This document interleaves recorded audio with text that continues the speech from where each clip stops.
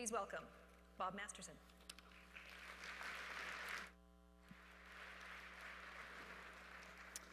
So, really big group. I have to say I'm a bit nervous. Standing between you and lunch, my job is to give you something to think about and talk about over lunch. And so I will be a little bit provocative, especially for a group in this room.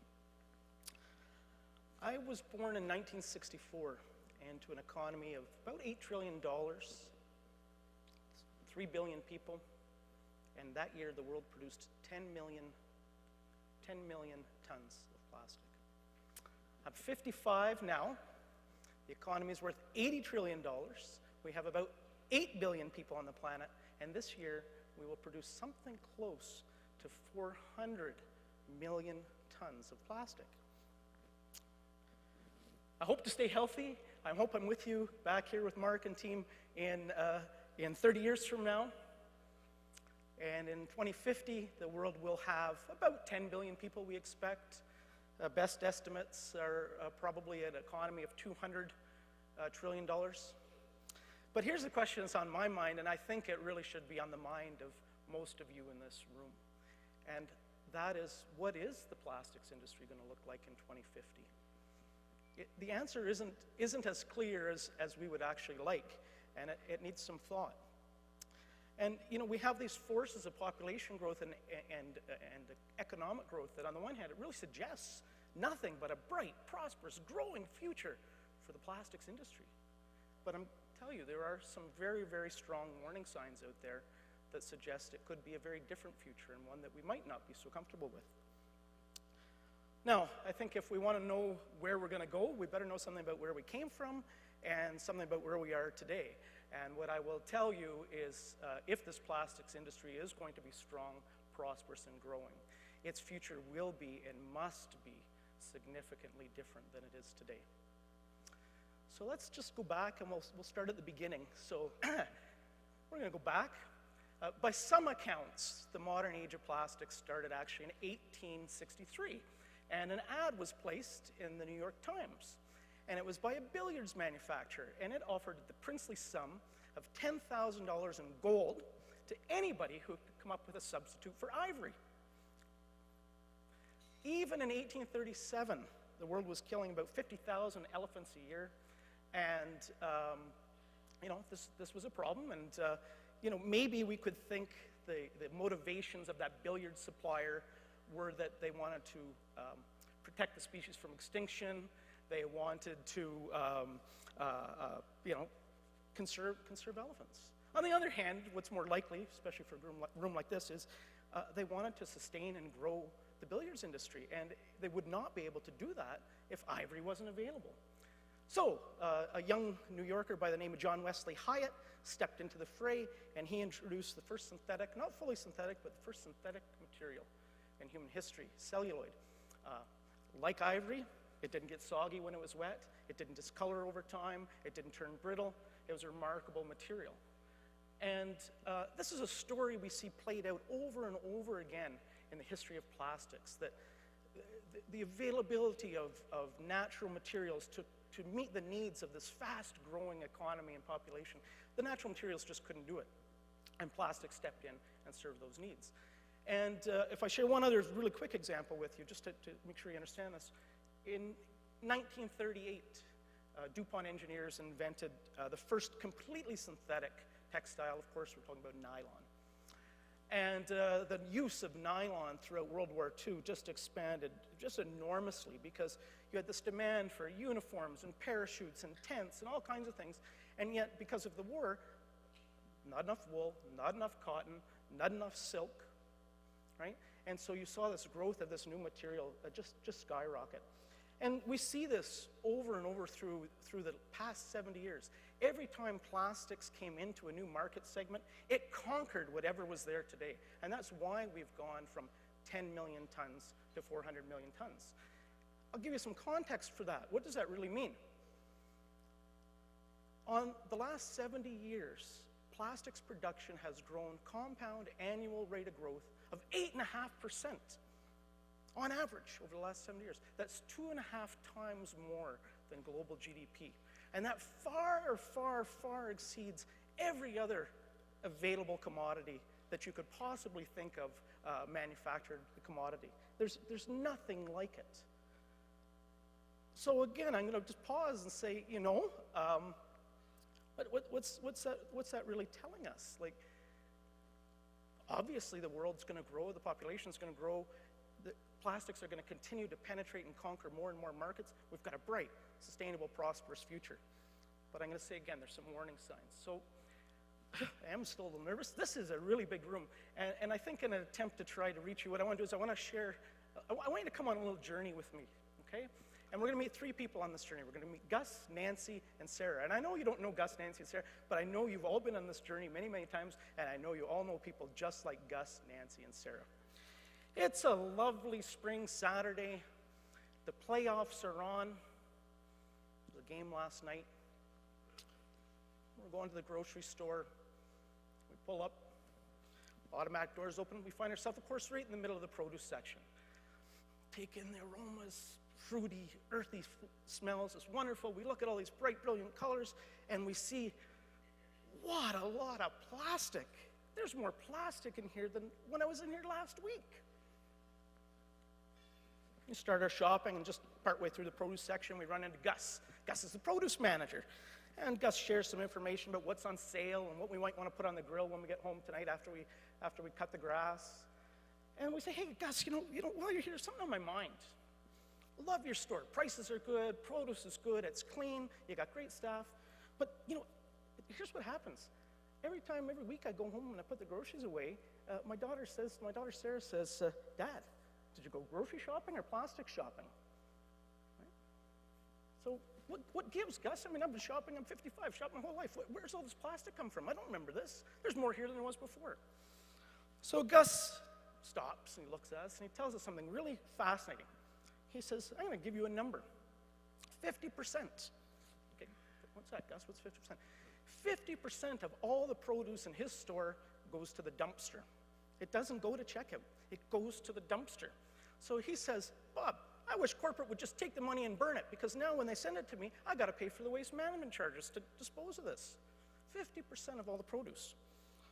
Walks me over, we go over where the English cucumbers are. And he says, look at this English cucumber wrapped in plastic. Everybody will say that's ugly and wasteful. Let me tell you what's ugly and wasteful. If that cucumber is not wrapped in plastic, I have to sell it in 2 or 3 days, or no one else will buy it, and it goes into the dumpster. If I wrap it in plastic, I've got 2 weeks to sell that product. Concede the point to Gus and say, okay, he's got that one. Gus, listen, grapes. We're human beings. We've consumed grapes for millennia. And even here in Canada for decades and decades. We never needed plastic nets and plastic clamshells.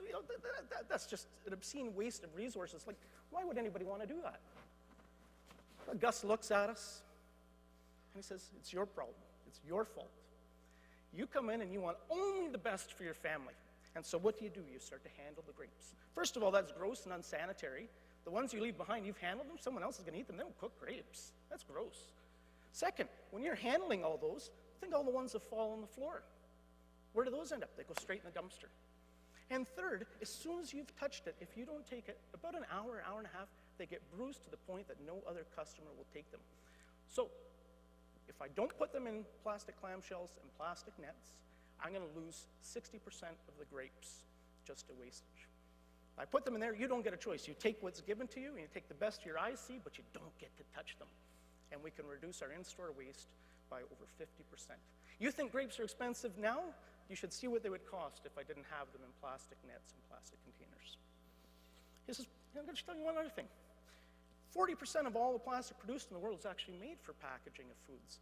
And there is an environmental consequence to food spoilage and to meeting consumer needs. And plastic plays a really important role in addressing that. So, Bob, you're not happy with plastics in the produce aisle? You better get used to it, because there's going to be a lot more here next week, and there's going to be a lot more here the week after that. By the way, Bob, make sure you enjoy your tuna when you take it home later today. So we wander away, continue our shopping journey. We're pondering what Gus has told us. We're pondering, what's he talking about, the tuna? I didn't say anything about tuna. And we turn into the beverage aisle. Been drinking a lot of that sparkling water lately. It takes cravings for beer away, and helps keep the weight down. So we're enjoying a lot of the sparkling water. And we run into Nancy, and Nancy is the beverage manager. And hey, chit-chat with Nancy, and we sort of say the same thing. Tell her about what the discussion we just had with Gus. And we said, you know, Nancy, I got to say, same thing. Look at your beverage aisle here.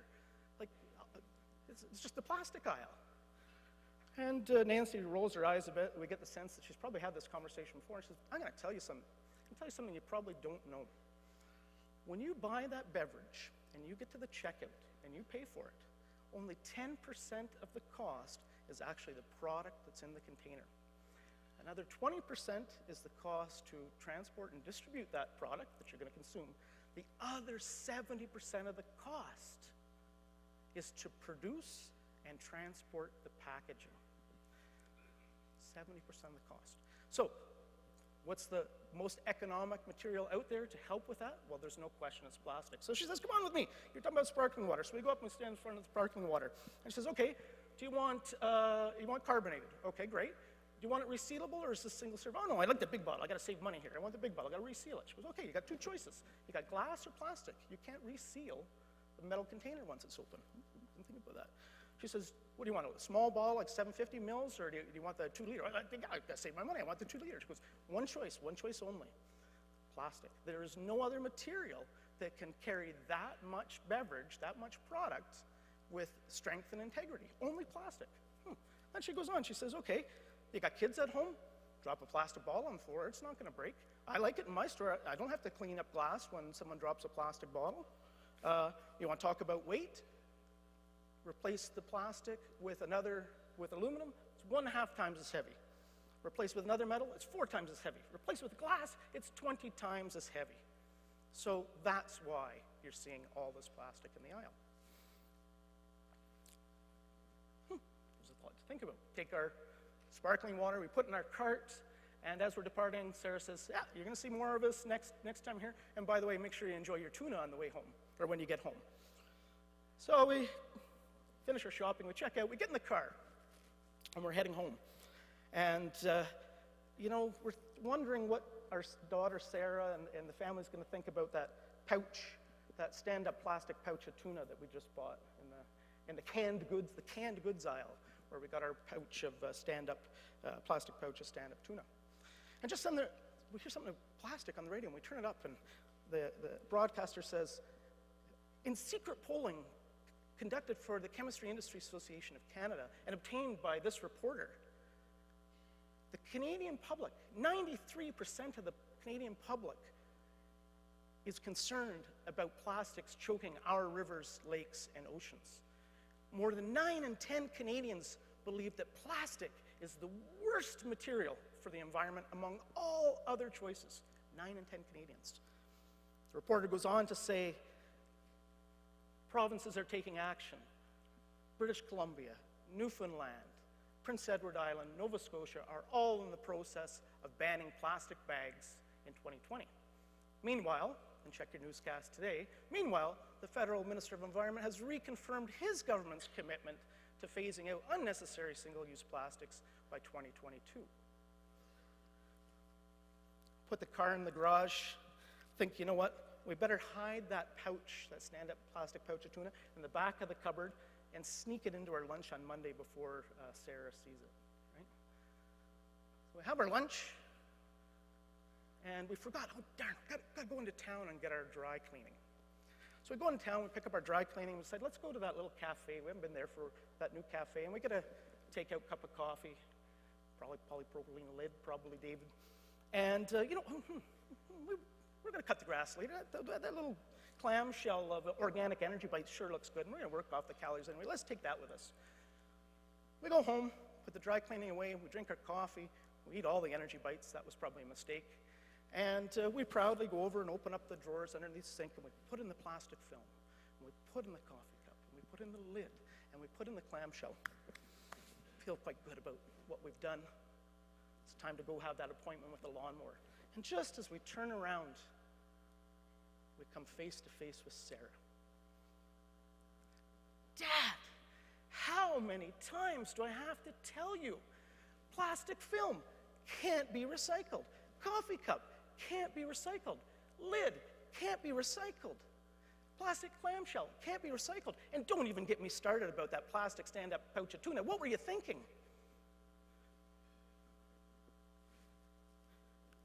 We're puzzled. We think we know better, actually. We think we've got her this time. She doesn't know everything, right? So we tell Sarah, we said, hey, Sarah, you know what? I think you're wrong this time.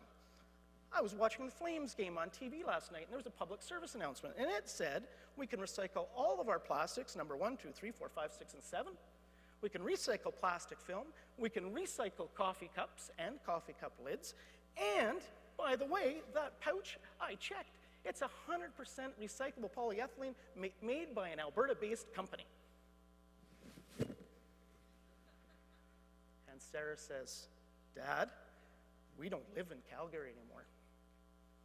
How many times have I asked you, have you not downloaded that Fort Sask waste app?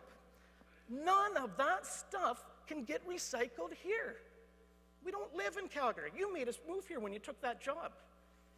Everything was better in the city. It's been a long day, and I think we're going to leave cutting the grass till tomorrow. Get that beer that we've wanted. Forget the sparkling water. We're going to take that beer. We're going to go sit in the porch. We're relaxing. It's a lovely spring day.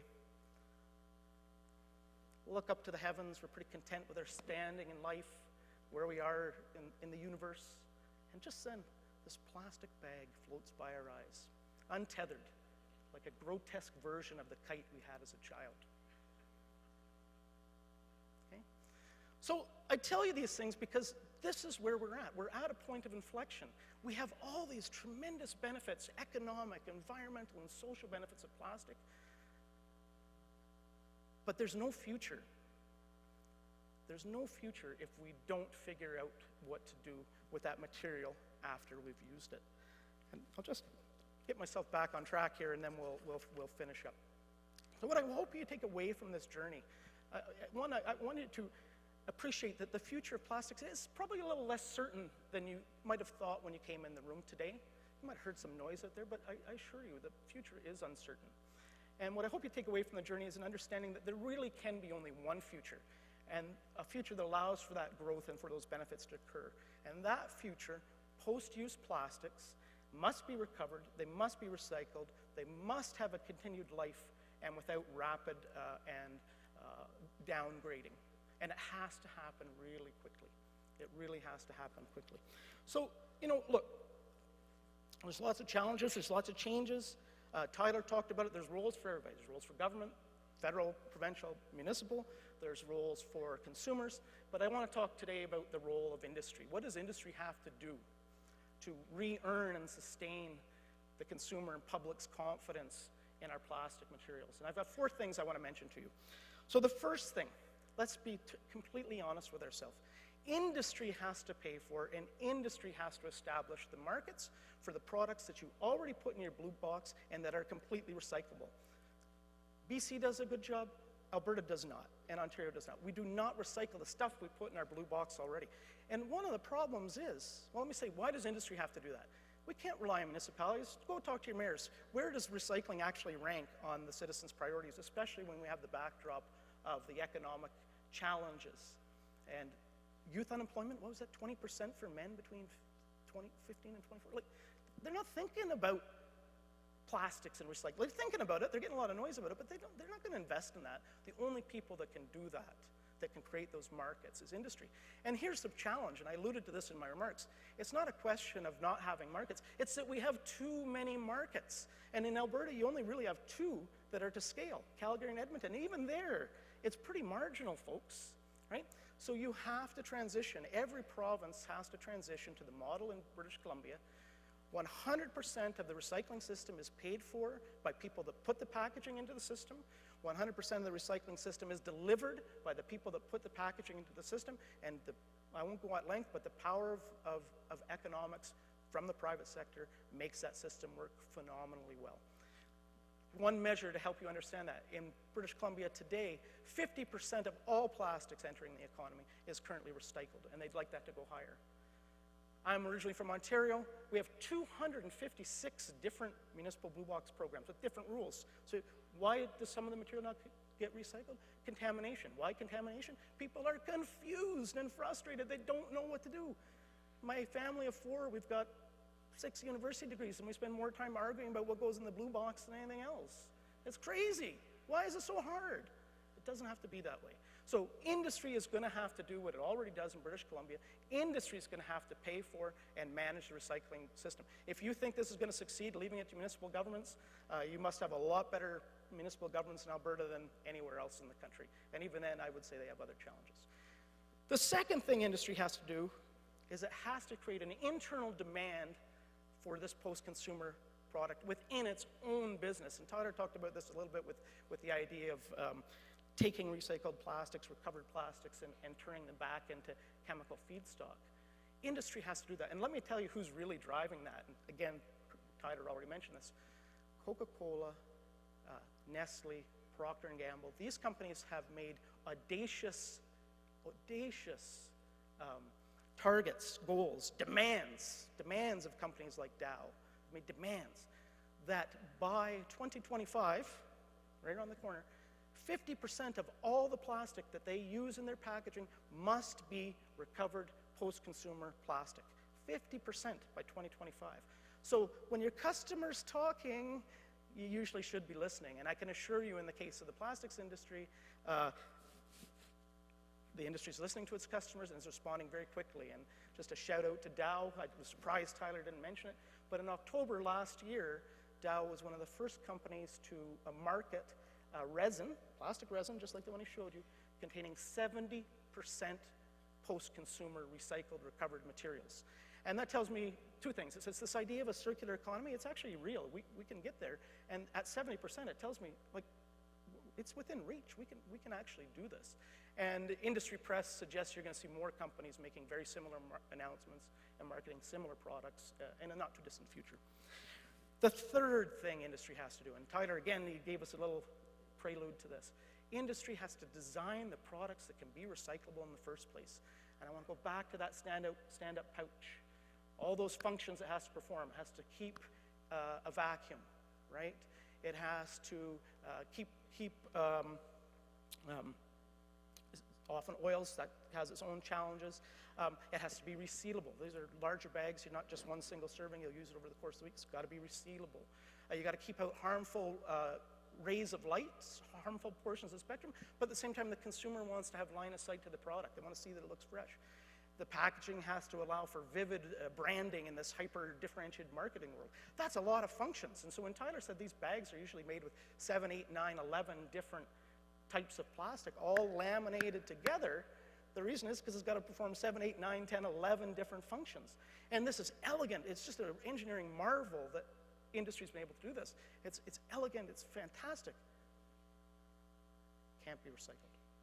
The good news, and then again, a shout out to another Alberta-based company, but Nova Chemicals is one of the first companies to produce and market a 100% polyethylene, fully recyclable stand-up pouch. And those are in hot demand, and I expect you'll see more and more of them, and I expect the companies that put plastic pouches in the market will only, within a few short years, only accept packaging that's 100% recyclable.